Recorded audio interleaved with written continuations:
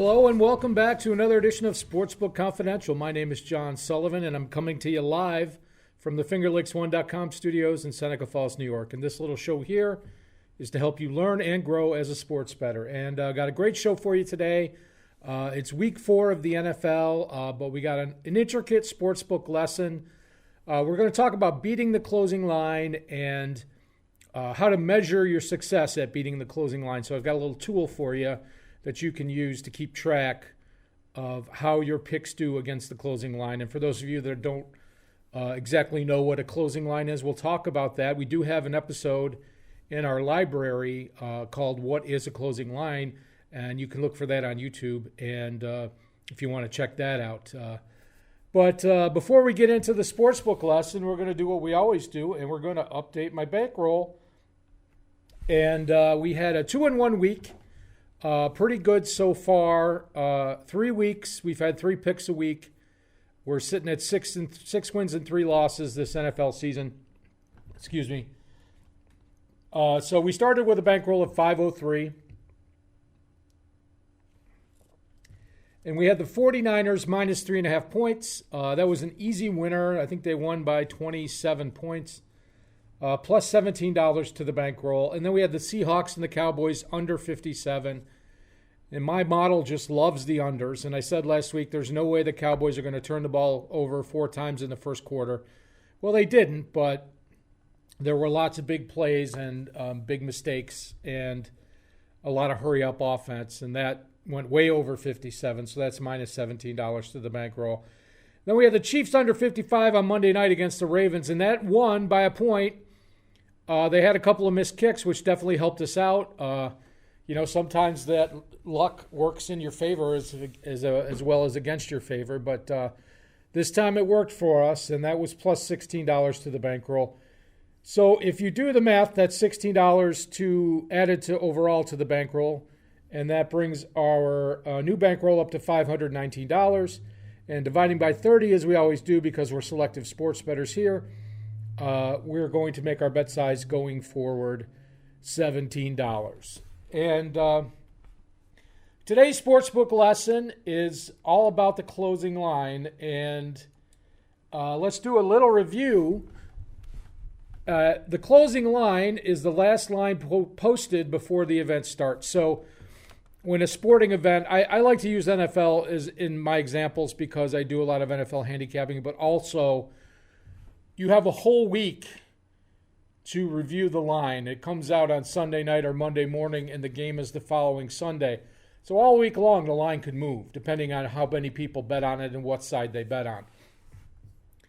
But the closing line is the last line that's available right before the game starts. So if you went up to the ticket window 5 minutes before the Giants game started and said, I'm betting on the Giants on the point spread, whatever they give you, that's the closing line.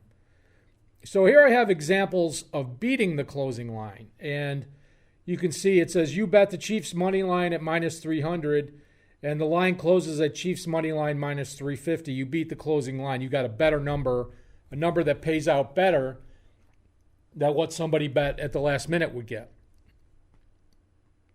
Second example, you bet the Packers minus 3.5. The line closes as Packers minus 4.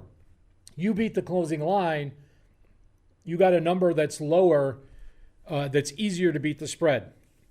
So if somebody bet at the last minute, they need the Packers to actually win by 5 for you to win, for them to win their bet, where you only need the Packers to win by 4 for you to win a bet that pays the exact same amount. So you beat the closing line. And here's another example with an underdog. You bet the Bengals 7.5, but the line closes Bengals plus 6.5. So you got the Bengals, as long as they lose by less than 8, you win that bet. And then if somebody bet the closing line, they would have to have the Bengals lose by less than 7. So 7 is obviously a key number, and you beat the closing line there. And then here's an over-under example. You bet the 49ers Bucks over 48, and the line closes 49ers Bucks 50.5. So the over-under closed at 50.5, and you bet the over at 48. So if somebody bet the over at right before the game started, they would have to score 51 points for that person to win, where you would only need 49 points for your bet to win. so you beat the closing line. And so we have an idea of what the closing line is, but how do we beat the closing line? Well, obviously, you don't bet at the last minute. The market is shaped by how many wagers are placed throughout the week, and the people bet the game, and the books adjust their lines depending on who bets and how much they bet. If somebody they really respect as a smart bettor comes in and places a lot of money on one side, they're going to move the line to reflect that. And if you're betting the line right before the game starts, you're getting the toughest line to beat, and your expectation of winning goes way down. So obviously, I do this show on Friday mornings. I give you my picks on Friday mornings, and the picks, I give you the odds at the time I stream this show, and you can see that it's a good 48 hours before the games kick off, and very often the lines will be very different by the time the game starts on Sunday. So, is beating the closing line a definitive test in determining sharpness? Now, in betting nomenclature, the betting lingo, a person that's inexperienced is often known as a square, and an experienced bettor that bets with an edge is known as a sharp.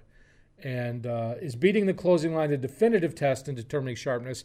The answer is no, but it is an important step in the development of a sports bettor. And I have 3 things listed here that I'll begin with B for some reason, but these are all equally important in my opinion. Building a model or processing information, how you can process information and determining which side to bet. Beating the closing line is one of those 3 legs.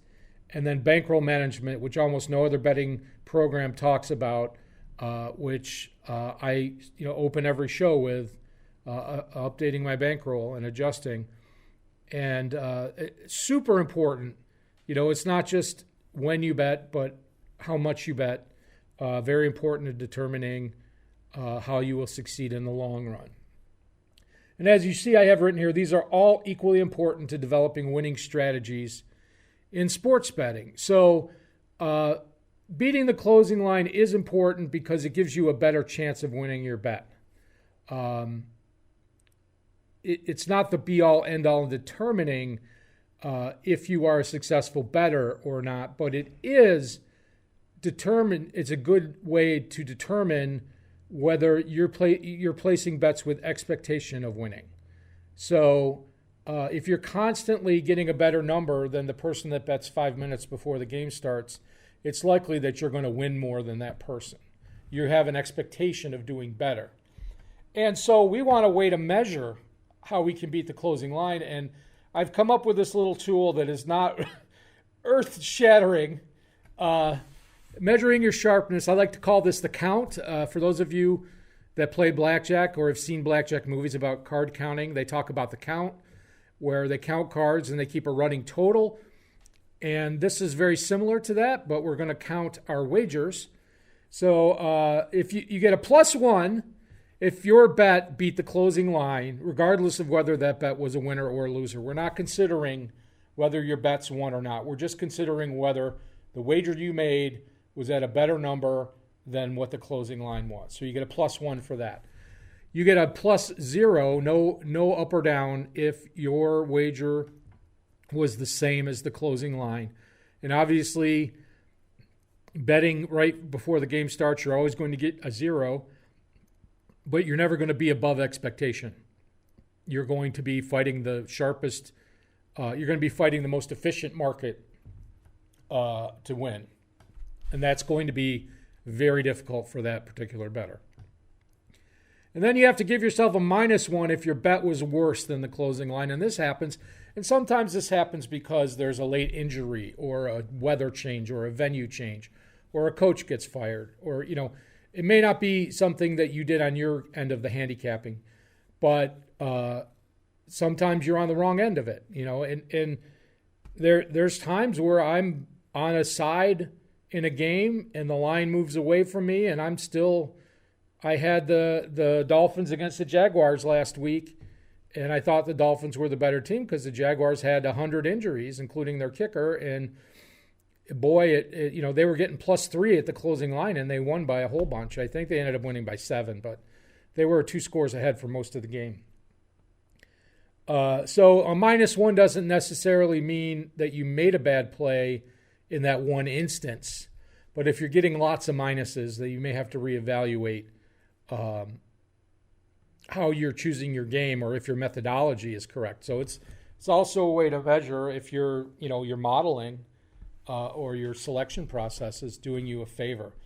So you keep a running total of your pluses and minuses for each wager. And if you can maintain a positive count, then you are making sharp wagers that are usually beating the market. You're usually getting a better number than what the line closes at. So you're usually getting a better number than most of the other bettors that are betting on the game. So you have a higher expectation of winning. And so I took the time to go through the last 3 weeks here on the show. I've made 3 wagers. I didn't list all the wagers, but I have my NFL count here. In the first week, you see the first 3 numbers are all +1s. I beat the closing line on every one. The second week, I had a +1, a 0, and a +1. I beat the closing line on 2 of the 3. And the third week, I had a -1, a +1, and a 0. So my total count is +5 on the NFL season for beating the closing line. And that's pretty good. I mean, that's more than 50%. Will that stay that way? The lines are going to get tougher and tougher as the season goes on and the bookmakers get more information to work with. But betting on Friday for Sunday games, it does give you a fighting chance to beat the closing line on a regular basis. And until you get, with NFL, you can bet $5,000, $10,000 on a side. It's not like any of us beginning intermediate sports bettors are going to grow to that level anytime soon. But, games like college football, you might have to wait till Friday to bet on a Saturday game. The limits might be $200 or $150. And if you want to bet $500 on the game, you might have to wait till Friday or Saturday. And that, of course, lessens your chance of beating the closing line. And I have to also mention that sports like baseball and hockey and NBA, where the line may come out just 24 hours before the game starts, that window is so small from when you will be able to place a bet, comfortably place a wager of the size that you want to, and possibly beat the closing line. That there's infighting amongst the online bettors and the bookmakers. The line moves very quickly. You can sit on a bet for 30 seconds and try to close it out, and it's gone. Excuse me. So it's a dance. It's a tough, but it is part of the process of being a winning sports bettor, is getting the best number, as David Sklansky says, getting the best of it. I don't know if he necessarily meant sports betting in that instance, but that's part of the game, is getting the best number and in finding a good prediction method and managing your bankroll. Those are the 3 pillars of that I talk about on this show. So that's today's sportsbook lesson. Now you have a tool to measure how sharp your bets were. It should be pretty easy for you to go back whatever of the past season of whatever sport you do and check your bets against the closing lines to see how you did that season.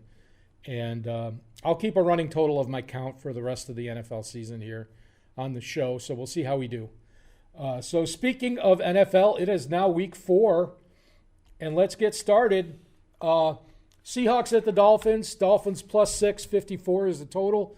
For those of you that don't watch the show regularly, the numbers in parentheses are my predictive model that I develop on a spreadsheet, and those are my predictions for the outcome of the game, and then the other numbers are the sportsbook's prediction.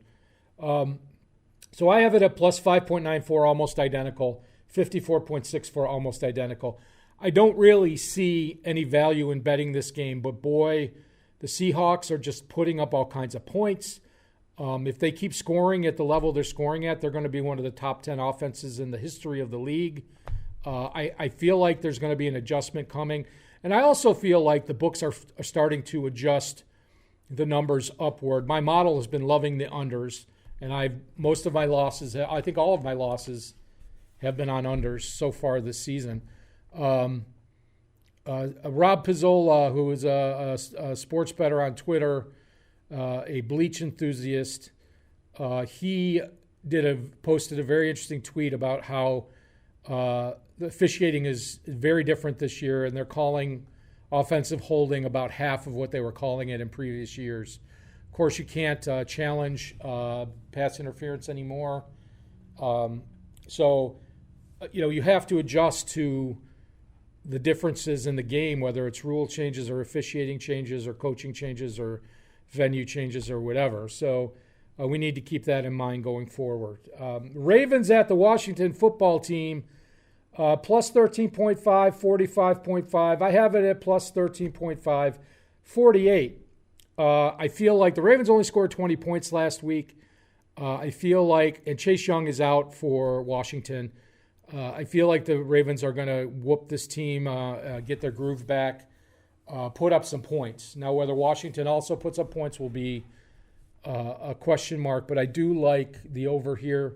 My numbers like the over. I'll keep that in my back pocket for now. The Chargers at the Bucks minus 7, 43. I have it at minus 8.49, 44-24. You wonder if Tyrod Taylor is going to go back in the starting lineup or not. I don't know. The Bucks are not world beaters on defense. They scored some points against the Broncos last week, but I don't really like the total here, and 7 is a lot of points for me. Even the Chargers, they kind of show up every once in a while. I'm just going to stay away from that game. Browns at the Cowboys. Cowboys minus 4.5, 56. I have it at minus 4.16, 53. Again, my model likes the under. Boy, that's going to be an interesting game to watch. The Cowboys seem to thrive in this up-tempo, usually because they keep falling behind by 2 or 3 scores. But I can't. I bet against their under. I bet the under on them twice the last 2 weeks and got crushed both times. I'm just going to sit on the sidelines and watch that game. Saints at the Lions, plus 4.5, 54.5. I have it at plus 6.28, 52.98. Now, I like the Saints here. 4.5 is not a huge number, although I would prefer getting it at 4. They do not play as well on the road, but the Lions are, as I say every week, the Lions are going to lion. I really feel that Matt Patricia's in the danger zone here, and if he goes 0-4, 0-5, boy, his job's got to be in jeopardy. Their front office has not helped the situation. They're wasting Matt Stafford. That would be, the Jets are in the same situation. If you want to get Trevor Lawrence, I would consider trading away one of your best assets, which is Sam Darnold or Matt Stafford. So, excuse me. Do like the Saints here. My numbers like the under. Probably, I like the Saints at minus 4, but otherwise I'll stay away. Colts at the Bears, plus 2.5, 43. I have it at plus 1.63, 43.44. I like the Bears here, even though my model has it as a 1-point game. The Bears are a team that has faced adversity and found ways to win. The Colts are a team that doesn't seem like they are adept at coming from behind. Now, I know the Bears, Tariq Cohen is out for the season. They're going to have to go back to their between-the-tackles running game. Nick Foles came in last week and did Nick Foles things. I don't know if Trubisky is going to start again or not, but the Bears getting points at home, boy, I like that. I would really, really, really like that at plus 3. So we'll see what happens. But the total's right on there. Not going to bet the total there. Cardinals at the Panthers, plus 3, 51. Plus 4.1, 51.6. So my model says the Cardinals minus 3 is a good play. The total's right on. Panthers don't have Christian McCaffrey. So, you expect them to score 17 to 20, somewhere between 17 and 28 points a game. maybe 17-24. The Cardinals, firing on all cylinders. They've managed to stay healthy. I like the Cardinals -3, but there's just a lot of road favorites here. Not in love with this game, but that would be the play I think that would work for me. And Vikings at Texans, you got two teams with no wins. And Texans -4, 53.5. I have Texans at -0.48, 51.34. So my model, once again, loves the Vikings. And the Vikings, are relatively healthy on offense. And they have just not been able to perform to expectation. And I would usually just fire away. This is 3.5 points. My model says, you're getting 3.5 points versus what the spread should really be. Vikings +4 looks very juicy to me, but I would usually hold my nose and place that bet, but I'm going to pass this week on the Vikings just because they haven't shown me anything on the field. And this is one of those things where if you're a pure numbers handicapper, you take that bet and you don't even think twice about it. If you're a person that takes into play the qualitative and the quantitative, you've seen the on-field product, you've watched tape, you've seen the coaching decisions that were made, and you say, whoa, wait a minute here. Both of these teams really need a win to salvage their seasons. And the Texans have played the Ravens, the Chiefs, and the Patriots, I think, in the first 3 weeks, something like that. And they've just played three of the best teams in the league. They're not that bad. So I don't know. I just have to stay away from it to keep my sanity this week. Jaguars at the Bengals. Bengals -3, 49, -3.1, 46.56. I don't know how I feel about the Bengals being 3-point favorites in this game, but I do love the under here. I do love the under. Jaguars obviously have a lot of injuries, are going to be at a premium to score points, but their defense is really not that bad, and they may hold the Bengals from scoring a lot of points. You have to think that even if this game is 23-23, like the Bengals tie last week, it's still going to go under. So I really like the under here. Keep that one in my back pocket. Giants at the Rams, -12.5, 48. I have it at -13.08, 44.69. Again, I like the under. The Giants scored 9 points last week, and they really haven't done anything to get any better. And they're playing a defense that might actually be better than the defense they played last week, and they're going on the road to do it. So all things indicate, unders have given me a lot of heartburn this season so far, but all things to me indicate that this is going to be an underplay. Looks pretty strong. So we'll also put that in our back pocket. Patriots at Chiefs, -6.5, 53, -7.18, 49.72. Again, my model likes the under, but boy, how can you bet the under? Maybe at 57 I'd bet the under, but 53 I don't know. And the Bill Belichick's always going to have something special for you. 6.5 is a lot of points. Maybe if it got under 6, like 5.5, I would consider it, but I'm going to pass on that. The Bills at the Raiders. Raiders +3 at home, 52.5. I have it at +414, 50.7. So my model likes the Bills. I like the Bills to win this game. The Bills have not beaten themselves yet, although they almost did last week with that 28-3 lead.